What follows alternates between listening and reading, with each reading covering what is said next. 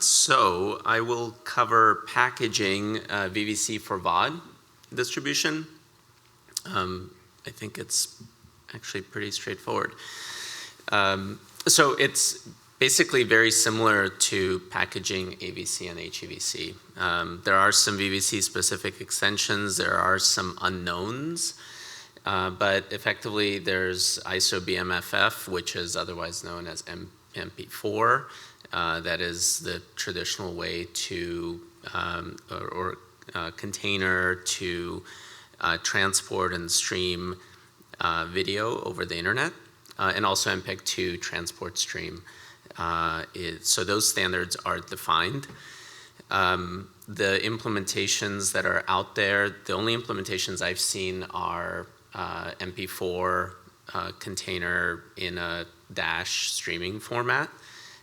Theoretically, HLS is possible because it's all, you have MPEG-2 transport stream, which is the container used in HLS streaming, and also CMAF, which uses MP4 for either HLS or dash streaming.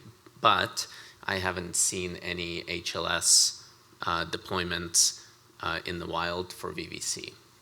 So it depends a little bit on what Apple does. Say that last year's trial with French Open was CMAF, okay. Yeah, so definitely dash, definitely CMAF, maybe HLS streaming format, but a little bit of TBD depending on Apple adoption. For audio, AAC audio, that's sort of traditional, I would say default audio codec that's deployed in the wild today, and also MPEG-H immersive audio, which Jan talked about earlier. Captions, subtitles, encryption and DRM, that's all expected to be the same because that's supported within Dash. And then, the one consideration is for OpenGOP. So that could mean that segment sizes would be different, right? Because we're moving frames between segments, but it should be the same on average across the stream. So, pretty straightforward when you're talking about packaging Dash for VOD distribution to consumers over the internet.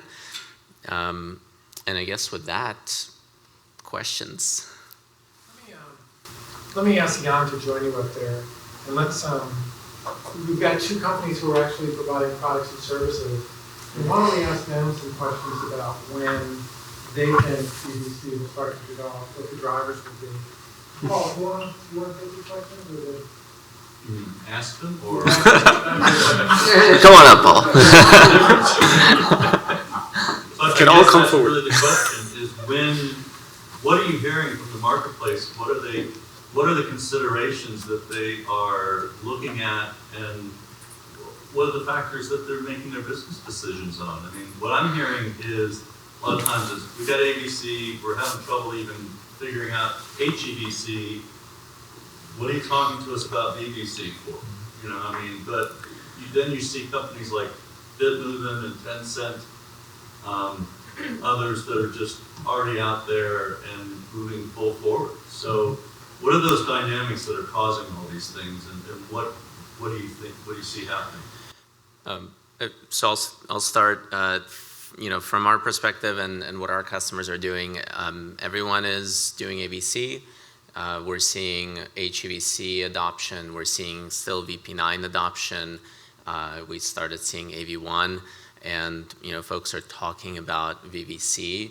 But really, the biggest consideration is device support, right? I mean, to I think your point, Paul, earlier, and Jan, without broad support across the device ecosystem, those investments are not worth it for publishers, right? So if you're running a streaming service, yes, you want to have better efficiency. You don't want to lose quality. You want to improve quality. You want to introduce HDR. There's a huge push for HDR, even over 4K, 8K. Yes, more pixels are better, but better pixels are better, right? So So we're seeing a lot of focus on HDR deployment, and usually that's paired with HEVC and 4K. But again, device support. If the devices aren't there to decode efficiently and play back at high frame rate, low energy consumption, it's just not worth it. It's only really worth it in markets where they're bandwidth-starved markets. You have people on 4G, even 3G cellular connections, like that is their internet. And so in those markets, AV1, we've seen a lot of AV1 deployments. We see MX Player in India already deploying VVC, which arguably probably kills those devices, and they have to be high-powered devices. But that's where the early applications are going to be, in those really bandwidth-starved regions. Very good. Just to complement a bit, because I think you were very comprehensive and you answered probably all the points. Yeah, the device question is one, but let's hope also when you hear around some informal talks, all chipset manufacturers or many chipset manufacturers are indeed preparing some VVC support. But okay, they're not talking yet, and of course they need also the market and to ship that. And then you have also where we have a clear market which wants to start, which is Brazil with VVC, and they do it on the base of the constraint. So once this is going to be available, and the other thing was, of course, that you need to have a finalized spec of implementation. For instance, typically with DVB, then that has been done. This is also one of the requirements for a manufacturer to say, okay, now it's stabilized, now I know what to do, I know how to do, and I can do it. Of course, it's a bit different if you look at HEVC. I mean, I was former representative of Samsung. I remember when we had the DVB first UHD HEVC spec, it was shortly after that Samsung TVs were supporting the HEVC codecs. The situation is a bit different because, of course, at that time Samsung was very eager also to support anything which could support UHD. And today we have already UHD enabled by some of the means. So there's a lot of unknowns. But nevertheless, I think once these chips, once this deployment is going to happen, it's going to be in the chips, and once it's going to be the chips, then it's going to come. But I think we are kind of here now, a bit waiting station now at the time, and it's going to come very soon. There's definitely interest, and well, just to say again, I talked about the delivery, also in DVB markets. There's a lot of questions open. What happens with terrestrial wireless? Cable, it's migrating to OTT in Europe as well. So that's also the question of DVB-I. Yeah, maybe also that's the point where you get the flexibility to introduce new codecs. That's probably going to be the key, and we're going to see some things, some solutions, some initiatives on how you can introduce new technologies without impairing, without having some tremendous costs. And I think this is going to come soon. Why then, now generalize here, the descriptions of the Chinese social media companies and stuff like that, why are they already deploying? Is it because they kind of have a closed system where they deploy the app and they have the things and it's user-generated content? Or what's their motivation for doing it, and why is it worthwhile for them to do it now? It's scale. I mean, it's just really, really big scale. So even if you deploy for, you take only the most popular assets and deliver to, your highest consumption users, it's worth it. Like, there's a break-even point, so it's worth it to develop the codec. It's worth it to develop the decoder, and you've got the demand for it, basically.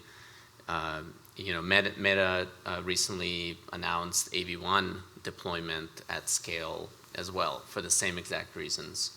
I forget the number. It was not insignificant. It was like 20 or 30% of Reels, of all their Reels content. And that's huge savings for them. in terms of CDN distribution costs. And just another point I'll make, kind of a relative comparison to AV1, right? AV1, the codec was, the standard was released in 2014, I think. It was announced Sorry. in 14. Yeah, announced in 14, released in 18. So, 5 years later, there are live deployments of AV1 worldwide, and, device support rate arguably is like 40 to 43%, something like that. So meaning, 40 to 43% of devices that are actually in use in the real world today, most of them are mobile devices, do support AV1 decode efficiently. And so, now we're seeing those deployments at scale 5 years after standardization. So, maybe 2028 is when VVC is sort of at scale, but maybe it's earlier, like 25 to 28. Yeah, I mean,